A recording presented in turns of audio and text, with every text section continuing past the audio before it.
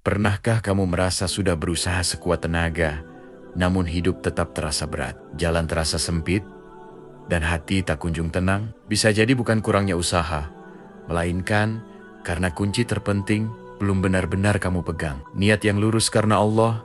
Dalam kehidupan ini, banyak orang mengejar kemudahan. Mereka ingin urusan cepat selesai, rezeki lancar, hati tenang, dan masalah segera pergi. Namun seringkali yang terjadi justru sebaliknya. Semakin dikejar, hidup terasa semakin rumit. Semakin dipaksa, beban di dada semakin berat. Padahal Allah tidak pernah mempersulit hambanya. Yang sering terjadi adalah hati kita berjalan ke arah yang keliru. Disinilah niat menjadi awal dari segala kemudahan. Niat bukan sekadar ucapan dalam hati.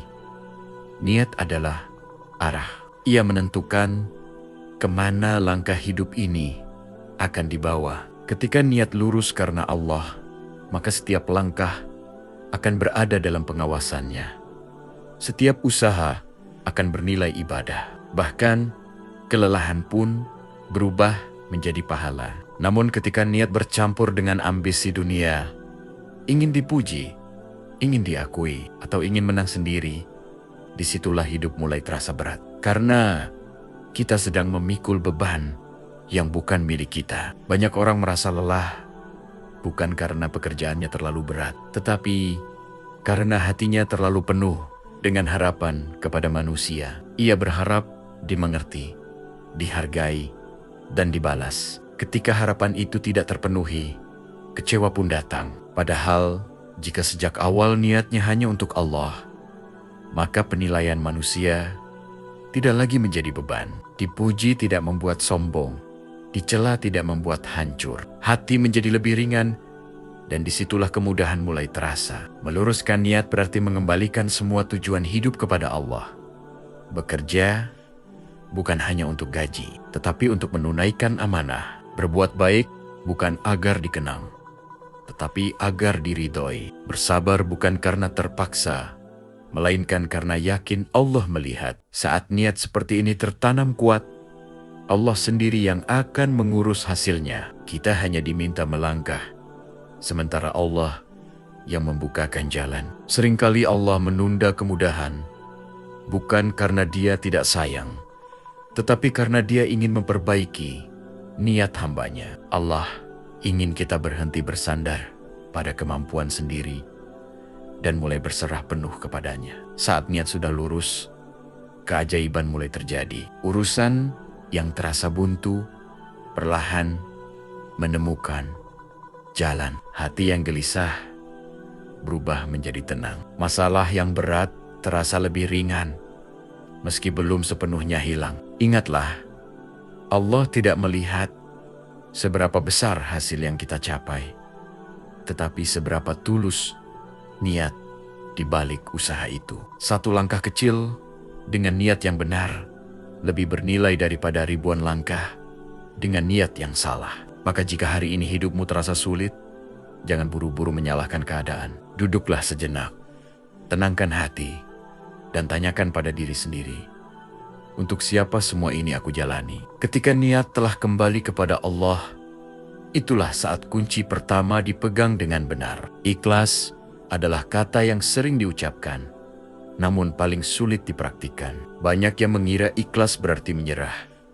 Padahal ikhlas adalah menerima takdir Allah tanpa mematikan harapan dan usaha. Ikhlas bukan tentang berhenti berjuang, melainkan berhenti melawan ketetapannya. Ketika hati masih sibuk bertanya, mengapa aku? Disitulah beban terasa berat. Namun saat hati mulai berkata, aku terima karena Allah Maha Tahu, disitulah kelapangan mulai turun. Takdir Allah seringkali tidak sesuai dengan rencana kita. Kita sudah menyusun harapan dengan rapi, namun Allah membelokkannya ke arah yang tidak kita duga. Bukan karena Allah ingin menyakiti, tetapi karena Allah ingin menyelamatkan. Kita melihat hidup dari sudut pandang yang sempit, sementara Allah melihat dari arah yang utuh. Apa yang menurut kita kehilangan,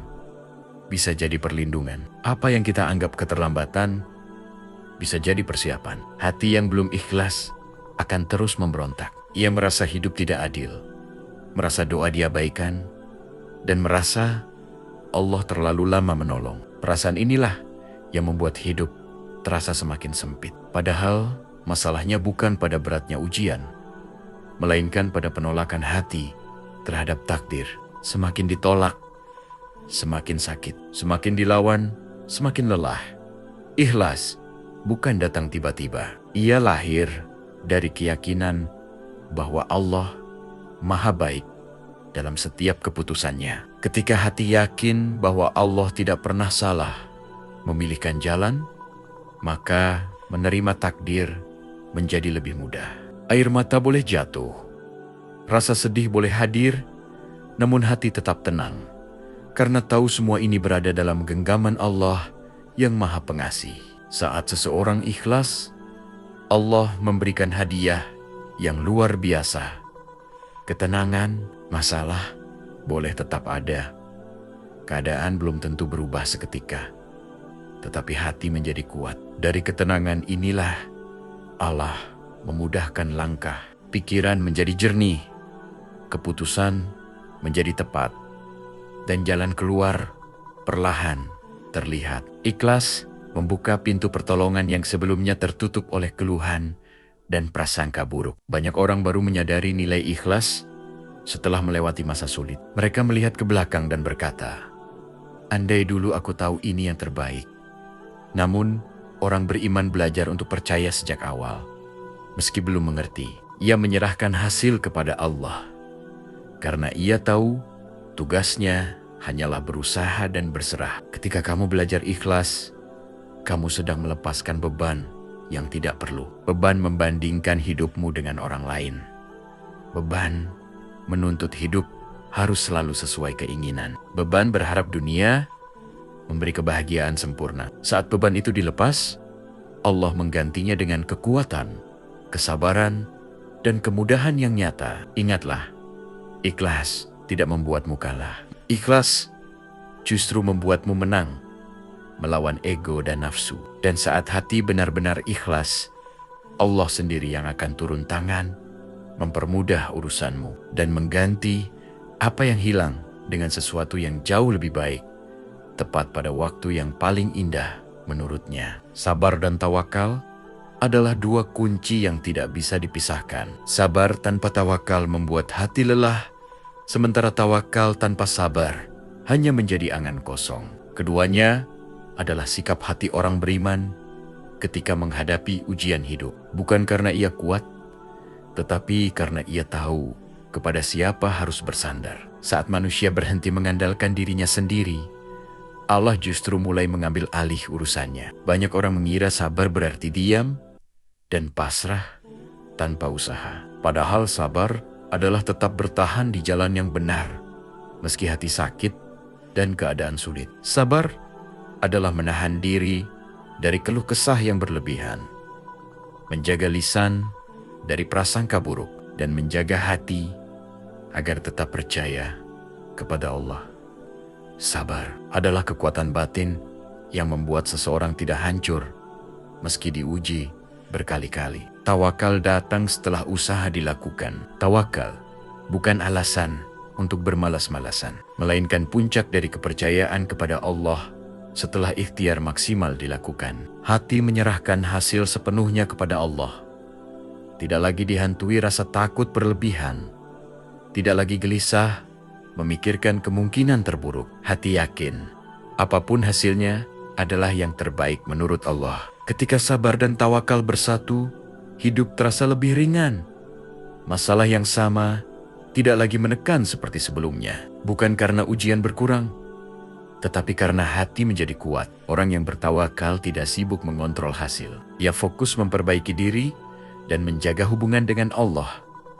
Di saat itulah pertolongan Allah datang dengan cara yang tidak disangka-sangka. Seringkali Allah menunda jawaban doa bukan untuk menolak, tetapi untuk menguatkan kesabaran hambanya. Allah ingin melihat sejauh mana hamba itu tetap bertahan dalam ketaatan, meski belum melihat hasil. Dan justru di masa penantian itulah pahala sabar mengalir tanpa henti. Setiap detik menahan diri, setiap malam menahan air mata, semua dicatat oleh Allah dengan sempurna. Sabar dan tawakal juga mengajarkan kita untuk menerima keterbatasan diri. Kita menyadari bahwa tidak semua hal bisa kita kendalikan. Ada perkara yang hanya bisa diserahkan kepada Allah. Kesadaran ini membuat hati lebih damai, tidak lagi memaksakan kehendak, tidak lagi menyalahkan diri secara berlebihan, dan tidak lagi iri terhadap jalan hidup orang lain. Allah berjanji, pertolongannya dekat bagi orang-orang yang sabar. Namun dekat menurut Allah bukan berarti cepat menurut manusia. Pertolongan itu datang tepat waktu, tidak terlalu awal, dan tidak pernah terlambat. Saat waktu itu tiba, kita akan menyadari bahwa semua penantian, air mata, dan doa yang terucap dalam diam ternyata tidak sia-sia. Maka jika hari ini kamu sedang diuji, jangan berhenti bersabar dan bertawakal.